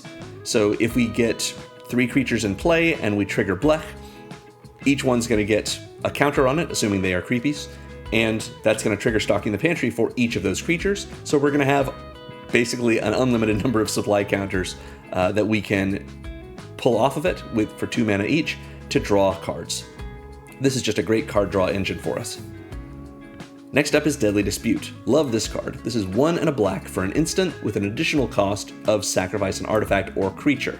So we can sacrifice our little creepy tokens our actual creatures, any of our artifacts, whatever we need, and when we do, we draw 2 cards and make a treasure. That treasure is a little bit of slow but real acceleration. We get 2 cards in play, or in hand. So yeah, it is card neutral if we sacrificed a creature or artifact that we actually cast, but if we're sacrificing a token, then yeah, Deadly Dispute helps us out and gets us ahead. And it's always satisfying as a way to have a sack outlet and get our things to the graveyard, trigger our death triggers, and so forth. We've seen Tower Winder. It essentially draws us our command tower. Meltstrider Eulogist draws us cards when one of our creatures with a 1/1 counter on it dies. Phyrexian Arena is here because it takes advantage of the fact that we're gaining life all the time. For 1 and double black, we have an enchantment that says at the beginning of your upkeep, draw a card and lose a life. I would always pay an extra life for an extra card, and Phyrexian Arena lets us do that. We're drawing 2 cards per turn at the cost of 1 life, this one and the one we get in our draw step, and that's just very strong. We've seen Spinner of Souls. Every time we have a non-token creature die, we get to draw our way into a creature card. Grave Venerations is next. This one is so sweet, because we've already seen it. It definitely draws us cards by letting us become the monarch, but also we get to see it and the way that it gains us life and can regrow creatures for us. Nice. We've also seen Twilight Prophet. Draws us a card and gains us life and drains our opponents as long as we have the City's Blessing. Glorious Sunrise can draw us a card if we control a creature with power of 3 or greater at the beginning of our combat step or phase. And Orin Frostfang is Coastal Piracy. Lets all of our creatures get in and draw cards if they do get in, if they do combat damage to a player. And that covers our card advantage section. Let's take a look now at acceleration, which as usual I've just tagged as ramp. So of course we're running Soul Ring. This is a single generic mana for an artifact that taps for 2 colorless, and it's just very powerful. It's the symbol of the format for a reason. It's great in a deck that has a few 7-drops in it, and it's good acceleration really anywhere you need it to be. Put it in your deck. Arcane Signet, another basically auto-include. I hate to think about auto-includes, but I'm actually fine with this and Soul Ring. And if you're interested as to why, ask me in the comments and I'll tell you. This is 2 generic mana for a rock that comes in untapped and taps for 1 mana of any color in our commander's color identity. So in this deck, black or green. A 2 mana untapped rock that makes all of our colors? Yeah, we want this. We've seen Deadly Dispute, it makes us treasure. We haven't seen Farseek. This is 1 and a green for a sorcery that lets us search our library for a plains, island, swamp, or mountain, put it on the battlefield tapped, and shuffle. It does not say basic, and I want to be clear, these are words, not mana symbols, so seeing these words on this card does not violate the commander's color identity rules, even though, obviously, in a black-green deck, we don't have any plains, islands, or mountains we can put into it. But we can find a swamp with this, which is either a basic swamp, if that's just what we want, but we also have a few dual-typed lands that are swamps and forests. So, like Vernal Fen, if we want to go pick that up, it is a swamp. It doesn't matter that it's also a forest that taps for green. Farseek will let us put it on the battlefield tapped, and then when it untaps, we can tap it for green or black, whichever we need. So yeah, this is our rampant growth for the deck. We've seen Gallagreators. It can make a tapped treasure whenever we have a creature enter. Golgari Signet is a signet. It's 2 generic mana for an artifact that if we pay a mana into it and tap it, we make a black and a green. So we're tapping 2 mana sources, whatever we're tapping to pay for this one, and the signet itself, to make 2 mana. So even though we do need mana to pay into it, it filters into both of our colors, and so yeah, the signet's pretty solid as a 2 mana rock. We've seen Steve. Steve can be sacrificed to rampant growth us. We've also got Talisman of Resistance, which is another 2 mana rock. It taps for colorless, or we can tap it for black or green if we're willing to let it do a damage to us. Even in a deck like ours, or a deck that isn't like ours, which is gaining life all the time, this is always a good deal. I usually put this as, you don't tap this for anything other than colorless unless you need the colored mana. And if you need the colored mana, that means it's the difference between you casting a spell or not, because that spell requires colored mana. Are you willing to take a damage in order to cast an extra spell that you otherwise wouldn't cast? I am. Being able to pay 1 life and cast an extra spell always feels good. It's always worth it. I would do that 6, 7, 8 times during a game, because that means I've cast 6, 7, or 8 more spells than I otherwise would have been able to. And every time you don't need colored mana from it, you just tap it for colorless. Love the talismans. Next up, we have Twitching Doll. Twitching Doll is a mana dork, makes 1 mana of any color, and synergizes with our commander both with its type, the type of the tokens it makes, and that it makes a token when we sacrifice it for each counter on it, nest or otherwise. Ancient Cornucopia is a manalith, taps for 1 mana of any color and gains us life. Glorious Sunrise can make one of our lands tap for triple green until end of turn if we want it to. Silverback Elder can, when we cast a creature spell, let us look at the top 5 and put a land from among them onto the battlefield tapped.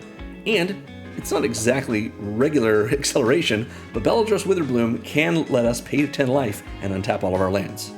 Pretty good. So that is our acceleration section. Let's talk now about interaction, which as usual I've just tagged as removal. So Bushwhack is a fight spell if we want it to be. You just kill something that way, and maybe one of our things. Haywire Might, if we sack it, we can exile a non-creature artifact or non-creature enchantment. Pest Infestation can blow up artifacts and enchantments and give us pests. Infused with Vitality, I know you're thinking, is this really a removal spell? Well, we can use it to give a creature Death Touch at instant speed, which means we can get an opponent with this. So yeah, it works for me. Tear Asunder is terrific. This is a 1 and a green instant with kicker for 1 and a black, meaning we can pay a total of 2, a black and a green, if we want to kick it. And it says exile target artifact or enchantment, and if it was kicked, exile target non-land permanent instead. So for 1 and a green, it's already a better naturalize because it exiles. And if we pay 4, we can get anything that's not a land and exile it. Great. Grapple with Death, we've already seen, lets us destroy an artifact or creature, gains us life. Grist lets us sacrifice a creature to destroy a creature or planeswalker. Tainted Treats also destroys an artifact or creature, maybe gives us food, all at instant speed. Silverback Elder can destroy artifacts and enchantments. And Witch of the Moors, I love this card from Original Jumpstart.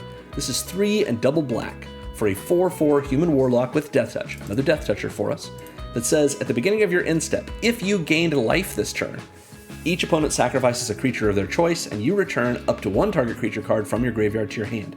So we get Recursion, we get an Edict effect, it affects every opponent, and it triggers simply because we gained life, which we're going to be doing all the time. And look at this crazy art. Love this card. I built a whole deck around this back when Original Jumpstart released during 2020 on Arena. Just a lot of fun. That covers our interaction section. Let's take a look at our Wraths. We only got 1 in this deck, actually. It's 0-point Ballad from Edge of Eternities. X and a black for a sorcery that says destroy all creatures with toughness X or less, and you lose X life, but if X is 6 or more, return a creature card put into a graveyard this way to the battlefield under your control. So what we want to do with this is cast it and blow up the whole board, and bring back one of our things. Maybe Blech, maybe something else. Being able to 0-point Ballad and know that we have the life to pay for it if we need to, and just get rid of everything, yeah, this can be really powerful for us. Plus, it features Zoo-Ifit on the flavor text, and yeah, I have a Zoo-Ifit deck on my channel if you want to check it out. It's one of my favorite cards, which if you watch my end of the year highlights reel, which I will also link, I talk about how cool it is and why I like it, and yeah. Anyway, so that covers all of our support sections for the deck. We do have several other sections that cover cards that supplement our game plan, as well as just rounding out our tags. So we're going to go through them pretty quick, starting with our payoff cards. These are all cards that reward us for doing what we were going to do anyway, and we've seen them all already. Stocking the Pantry cares about us putting counters on our creatures. Starscape Cleric cares about us gaining life. So does Moseo, because he lets us reanimate things if we gained life. Pest Rescuer cares about us gaining life because it gives us extra life when we do. Eccentric Pest Finder also cares about us gaining life because that'll prepare it. Iridescent Hornbeetle cares about us putting counters on our creatures. The Tenured Inkcaster wants us to attack with creatures that have counters on them. And Witch of the Moors, again, cares about us gaining life so that it can make us edict our opponents and raise dead one of our creatures. So that's our payoff section. Next, we have our drain section. These are all cards that give us ways to just drain our opponents of life. Ophelia drains our opponents whenever we have any Gorgons or Snakes do combat damage to a player, if we activate her 4 and a black ability, that player's going to lose half their life rounded up. So that's not the kind of drain you normally see, but it can really do a lot of work for us. Basilicus Creature has Extort, that's good drain. Starscape Cleric drains our opponents when we gain life. Cauldron of Essence drains our opponents when our creatures die. Grist can, if we get her up to her ultimate, make each opponent lose life equal to the number of creature cards in our graveyard. Hooded Blightfang drains our opponents when our Death Touchers attack. Grave Venerations when our creatures die. Revenge of Ravens when we are attacked by creatures. Southwind Avatar when we gain life. Twilight Prophet just at the start of our upkeep when we draw a card off of it, assuming it's a card with mana value greater than 0. And Tenured Inkcaster when our creatures with 1/1 counters on them attack. That covers our drain section. Now it's time for our death triggers. These are all cards that trigger when we have things die. I believe this is every card in the deck that does it, but we might have a few others. So it's not super important to our game plan, but it is something worth noting. So Blightmound, whenever we have a non-token creature die, we make a 1/1 old-style Pesty token. Maelstrider Eulogist, when we have a creature with a 1/1 counter on it die, we draw a card. Spinner of Souls, another trigger for a non-token creature we control dying. It lets us draw our way into a creature card. And Southwind Avatar, when we have a creature we control die, we gain life equal to its toughness, which will, of course, then trigger it to make each opponent lose a life. Nice. That is our death triggers section. Let's go now to our sacrifice outlets.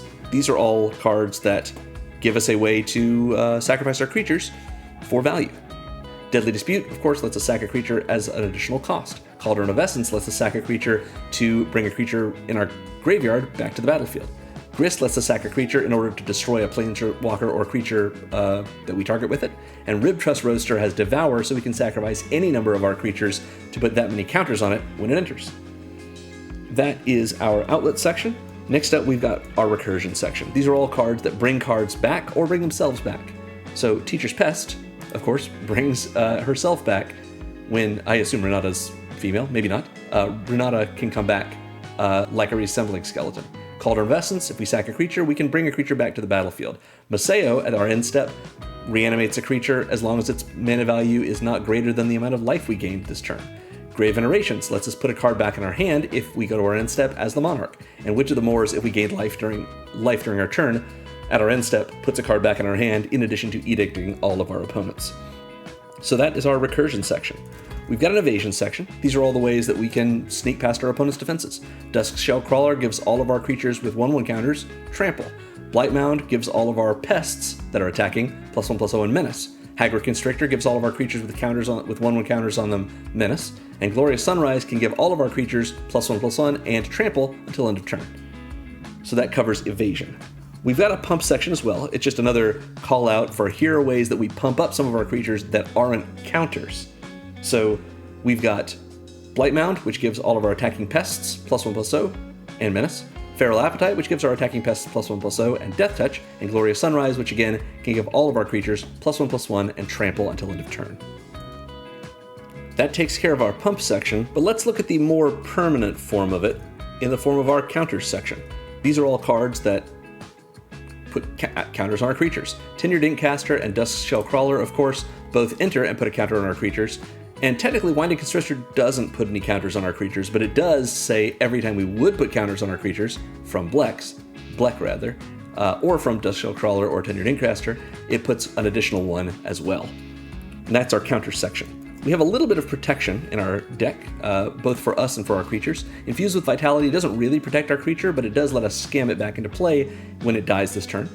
Guillaume lets us sacrifice the foods that he makes in order to make one of our creatures indestructible, or it says target creature. I guess we could help an opponent out by making their creature indestructible in addition for a sweet deal. You can be political with your food, seems possible. State dinner, maybe? Anyway, Revenge of Ravens protects us by dissuading our opponents, or disincentivizing them, I should say, from attacking us, because it will both drain them when they attack us and also pump our whole team with our commander. And that is our protection section. Our last section is our tokens section. We've seen all of these. I just want to go over all the different ways we have to make tokens. Pest Infestation destroys artifacts and enchantments and makes us pests. Springheart Nantuko makes insect tokens, but also maybe copies of whatever it's bestowed upon. Twitching Doll can be cracked for a bunch of spider tokens. Blightmound and Feral Appetite both make us old-style pesty tokens. Grist can make insect tokens for us. Maseo comes in with a new style pest token, it's Renata. And a Firemancer can give us a snake if at the start of our upkeep we don't have any snakes. Pest Rescuer gives us, at the start of our upkeep, an old-style pest token if we don't have any pest tokens. Arasta rewards us with a 1/2 reach spider token when one of our opponents casts an instant or sorcery anytime. Eccentric Pest Finder can turn stones as its prepare spell over and over and make a number of old-style pest tokens equal to the number of opponents we have. Iridescent Hornbeetle makes us a 1/1 insect token for each of the 1/1 counters we put on all of our creatures at the start of our end step.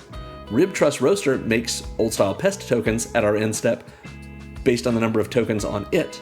Belladros gives us a 1/1 pest token of the old type at the start of each upkeep. Giant Ataphage can make copies of itself when it does combat damage to a player, and Hornet Queen enters and makes 4 flying, death-touching 1/1 insect tokens. And that covers every one of the spells in our deck. As usual, we're going to go over our land base now, starting with our basic lands. We're running 10 forests, 8 swamps. You could probably go 11 and 7, but I like to squidge things a little bit closer toward being even, because I never want to miss out in a deck that cares about both colors, especially with a commander that has a lower mana value, like 3 or less. I don't want to ever miss out on the ability to make my lesser color. And this balance actually works terrific for this deck. So yeah, obviously Moxfield has a great setup at the bottom that tells you your proportions. So yeah, this is what I went with for these basics. So we also have Festering Thicket. This is a bicycle land. It is a tapped land, but it has the swamp and forest types, so it inherently taps for black or green. And because it's a swamp, it can be fetched with Farseek. So often my bicycle land is what I go looking for with Farseek, since it's going to come in tapped anyway, the way Farseek brings it in, so we might as well choose one that would be a tap land. But if we do draw it, it has cycling for 2, meaning we can pay 2 and discard it from our hand to draw a card. Something we would do either when we're just desperate for a card draw, or if it's late game and we just don't need any more lands, we can turn Festering Thicket into something else. So it seems good. Woodland Cemetery is next. This is a check land. It's a land that taps for black or green and it enters tapped unless we control a swamp or a forest. It does not say a basic swamp or forest. So we have 18 basic lands, but Festering Thicket also has the basic land types of swamp and forest. So if all we have in play is a Festering Thicket, we play Woodland Cemetery, it'll come in untapped because it doesn't care about whether or not those swamps or forests are basic. Because we're running a bicycle land and a tango land, which you'll see soon, we have fully 20 cards in the deck that can make our check land come in untapped, and that's great. If you were to want to upgrade this, I might say you don't need to. Don't worry about it, because we've got so many cards in this deck that have those basic types, and much of our upgrades of the other ways are just going to add more of them. So yeah, for example, if you were to want to upgrade Festering Thicket, you lose the ability to cycle it, but you could have it come in untapped if you were to upgrade to Overgrown Tomb, which is a shock land, just much more expensive than this. We're running both of our filter lands, Twilight Mire and Viridescent Bog. The Bog is the same thing as our Golgari Signet. Pay 1, tap it, and it makes our colors, filters our colors. So this is a land that doesn't tap for mana on its own without other mana being put into it, but it does give us the right amount of mana for it. We've also got Twilight Mire, which is a land that does tap for colorless mana on its own, comes in untapped, and if we pay a black or a green into it and tap it, we can make double black, double green, or one of each. So this is very powerful, but notably, Twilight Mire cannot make colored mana unless we have colored mana to put into it. If we don't have a black or a green, we can only tap it for colorless. Whereas the Bog can be tapped for colored mana of each of our colors, even if the only thing we have in play is like a Demolition Field or a Rogue's Passage or a Soul Ring. So yeah, both of these are great for us, and they both have a place in our deck. We've got 5 fixing lands. So Blighted Woodland, Command Tower, Path of Ancestry, Riveteer's Overlook, and Temple of the False God. We're going to start with the Command Tower because not only is it here for our Winding Constrictor, or our Tower Winder rather, to find, but it's just a great card. It's an untapped land that taps for 1 mana of any color in our commander's color identity, just like Arcane Signet. So it makes black or green for us. It's an untapped duel. Yeah, of course we want to run this. We would run a tapped duel, like Path of Ancestry. This is a tap land with the same text as Command Tower, so it still makes black or green, and when we spend its mana to cast a creature spell that shares a creature type with our commander, we get a free scry. Which is great. Our commander is a pest. We've got so many pests in this deck. Just kidding. There's only one actual card that is a pest in this deck besides Blech, and it is the Teacher's Pest. So yeah, we don't get a lot of scry out of this, but as a tap land that will give us a scry when we cast Blech with it, because obviously Blech shares a creature type with itself, we do get to scry off of that, so might as well. We are also running Riveteer's Outlook. This is a soft fetch land from Streets of New Capenna. When it enters, we sacrifice it immediately. We search for a basic swamp, mountain, or forest, so in this deck, a swamp or a forest, put it on the battlefield tapped, then shuffle and gain a life.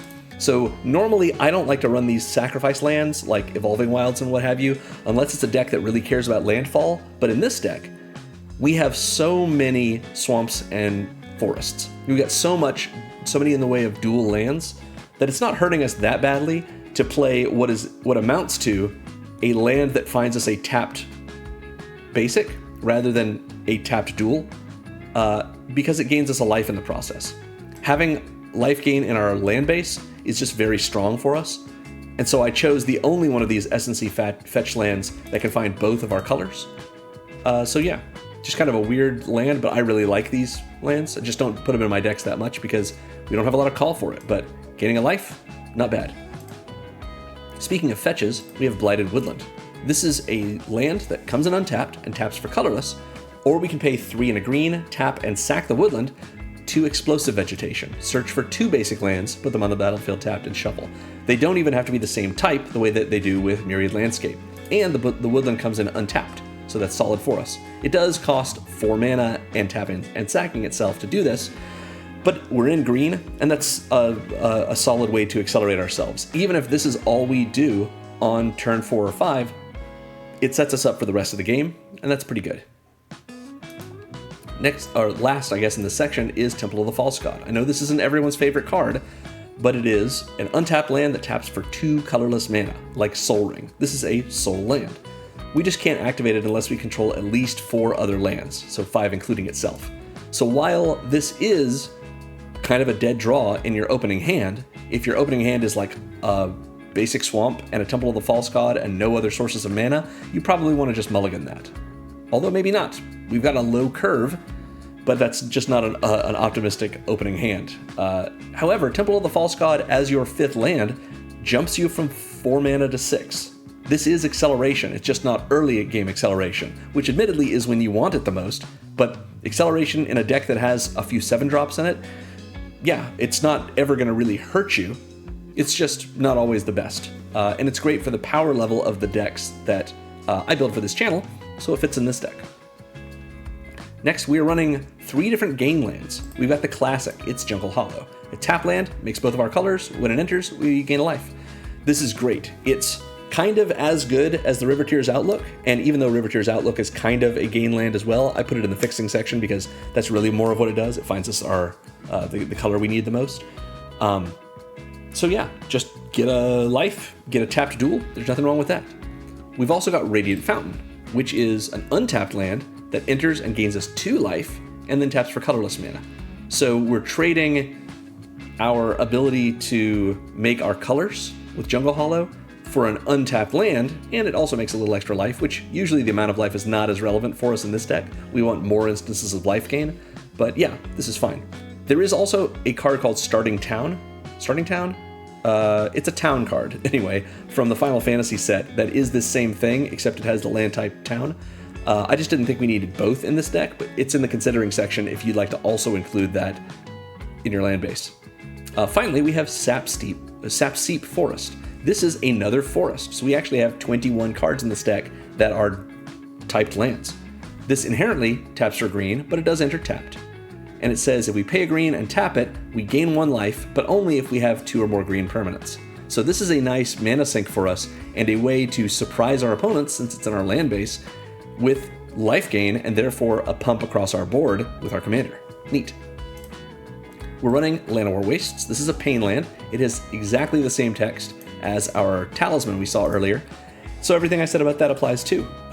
Pay the life. You've got it to pay in a 40 life format, especially in a deck that has so much land or life gain, if you need the colored mana. Otherwise, the colorless mana ability is right there for you. Next, we've got Necroblossom Snarl. This is a reveal land. It's a land that taps for black or green, and as it enters, we can reveal a swamp or forest card from our hand, and if we don't, it comes untapped. Again, 21 cards in this deck are swamps or forests or both. So Necroblossom Snarl being able to come in untapped is not guaranteed, but it's pretty likely. So pretty solid for that. If you would want to upgrade this, I would suggest Wastewood Verge. It's much more expensive because it's getting played in Standard right now, but it kind of follows the same sort of check land philosophy and comes in untapped either way. So nice. We've got Temple of Malady. It's a scry land, comes in tapped, makes our colors, scries 1 when it comes in. Great. If you want to upgrade this, Underground Mortuary is the Surveil version of it. So that's a typed duel that also gives us a Surveil, which is sometimes a little better in this deck. Usually Surveil's generally better. And in this deck, we do have some recursion, so yeah, maybe. But again, much more expensive. We've also got Deathcap Glade. Normally, these slow lands are what I recommend you upgrade your check lands to, but because they're being reprinted in Secrets of Strixhaven's main set, the prices have gone down on them, so we can put them in our main board. This is a land that comes in tapped unless you control 2 or more other lands. Doesn't matter what kind they are, as long as this is not your first or second land in play. This is an untapped duel that makes black and green. Love it. So this really rounds out our sort of reveal land, check land cycle, quote unquote, our little suite of those cards. Yeah, love the Deathcap Glade. And then we've got Vernal Fen, which I mentioned earlier. It's a Tango land. This is a swamp forest. It's another dual typed land, and it enters tapped unless we control 2 or more basic lands. So the same text that Deathcap Glade has, except Deathcap Glade doesn't care what kind of lands they are. Vernal Fen requires those lands that you control to be basics in order for it to come in untapped, but it also has the 2 types that Deathcap Glade does not. So both are great in this deck. Again, you could upgrade either one of these to Underground Mortuary, Overgrown Tomb, the shock land. But I think that, for 28 cents US, this is a solid include, especially in a deck that has 18 basics. It's very likely you're going to be able to get this to come in untapped if you need it to. Finally, we've got 3 utility lands. We're running Demolition Field, which I usually like to say, for the decks I build, these are of a power level that the pods that want them are usually full of people who don't like land destruction. And that's fine. You don't have to want an experience in Commander where your lands are getting blown up. But you do have to recognize that some lands are problematic. Lands like Rogue's Passage, which can make a deck with a huge Voltron commander, make that commander unblockable. So that player's game plan is super powered by one of their non-basic lands. Or they're running like a Glacial Chasm or a Maze of Ith that's stopping us from attacking in and doing damage, or just doing damage in general. Any non-basic that is empowering an opponent's game plan or disempowering our own game plan is itself a threat, and threats require answers, which is how Magic works. Demolition Field is my one-of answer to deal with non-basic lands in this deck, and I think it's a pretty fair one. It's an untapped land that taps for colorless, or we can pay 2, tap, and sack it to destroy a non-basic land that an opponent controls, and that opponent then gets to search for a basic land and put it on the battlefield untapped. And so do we. So neither we nor they are down a land. We even have lands in play that are untapped, assuming of course we had basics left in our libraries, but we've dealt with the land that was problematic for us. And again, because no one's down a land, in aggregate, it's usually pretty acceptable. Even for the tables that don't want any land destruction at all, Demolition Field is usually a good option for us. And if people still have a problem with it, that's okay. They're allowed to. We've got High Market as well. This is a land that comes in untapped, taps for colorless, and if we tap it and sack a creature, we gain a life. A great way to put our creatures in the graveyard to trigger our death triggers, or any of our triggers that care about having creatures go to the graveyard. That's a death trigger. There you go. And anyway, it lets us gain life from our land base by just losing one creature, but all of our other creatures get pumped up, or all of our creepies, that is, with Blech. Finally, we've got Rogue's Passage of our own. Because we can win with combat damage in this deck, it doesn't have to just be commander damage, although Blech does make himself quite big every time we gain life. So this is an untapped land that taps for colorless, or we can pay 4 and tap it to make a creature unblockable this turn. There are 3 ways I normally like to say that you can use this. The main one is for our own creatures. If we really want to swing in and just do a bunch of damage to our opponent, we can make one of our creatures unblockable, which protects them from dying in combat by being blocked. It makes it so they definitely connect, so we're doing combat damage, we're getting any of our Oran Frostfang triggers, so we draw a card, whatever we may need. Maybe we're even winning with commander damage. Not usually the deal with this deck, but you never know. The second way you can use this is politically. You say to opponent A, hey, I know you want to attack opponent B, but you don't want them to block you. I will use my Rogue's Passage to make your creature unblockable if you attack them this turn, and in exchange, you leave me alone for the next turn cycle or 2. And they would probably say, oh wow, you're right, that is the situation I'm in. I'm happy to do that. Go ahead and activate your Rogue's Passage. And we will say, no, no, no, no. If we make your creature unblockable now, before you've attacked, you could then go to combat and attack us unblockably. We don't want that.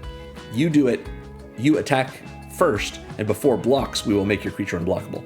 And they will say, well, that's fair. I will trust you. I go to combat, I declare this creature at opponent B. And we will say before blocks, we activate a Rogue's Passage because we are an honorable player. And we recognize that for the cost of, albeit 4 mana and tapping the Rogue's Passage, we aren't having to risk any of our own creatures in order for opponent A to do damage to another one of our opponents for us. So it's helping us either way.